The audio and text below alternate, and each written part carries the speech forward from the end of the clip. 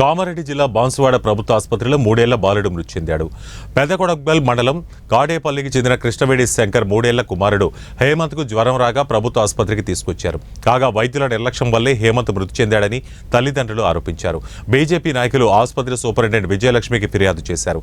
సిబ్బందిపై పూర్తి విచారణ చేసి తగు చర్యలు తీసుకుంటామని విజయలక్ష్మి చెప్పారు.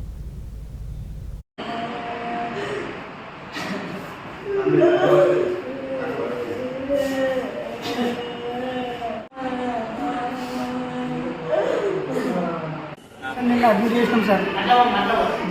రిపోర్ట్ చేసిన తర్వాత రాత్రి పొద్దున్న ఒకటే గ్లూకోజ్ పెట్టారు సార్.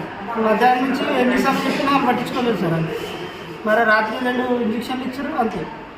రాత్రి 10 సార్లు ఏడుస్తున్నాను ఇన్ఫార్మ్ చేసినా కానీ ఒకరు పట్టించుకోవట్లేదు, ఏం లేదు. ఆడించు తిరుగు అట్టుడని అదే సమాధానం చూపిస్తున్నారు.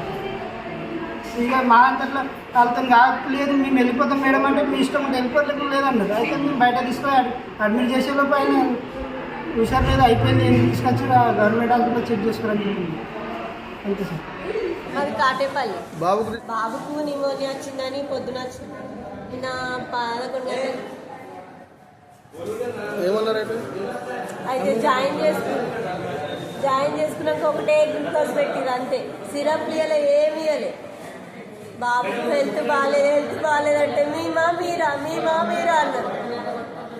ఇలా కొట్టుకుంటున్నా అంటే కూడా ఇంతలే మబ్బులో లేచి మా బాబుకు మొత్తానికి హుషారు లేదంటే వెళ్ళిపో, సంతకం పెట్టేసి వెళ్ళిపో, ఎక్కడైనా చూపించుకో అని చెప్పి చూసిరు. ఫస్ట్ ఒక గ్లూకోజ్ పెట్టిరు అంతే, వేరేది ఏం లేదు. పొద్దున జాయిన్ అయినా ఈ టైంలో నైట్లో అసలు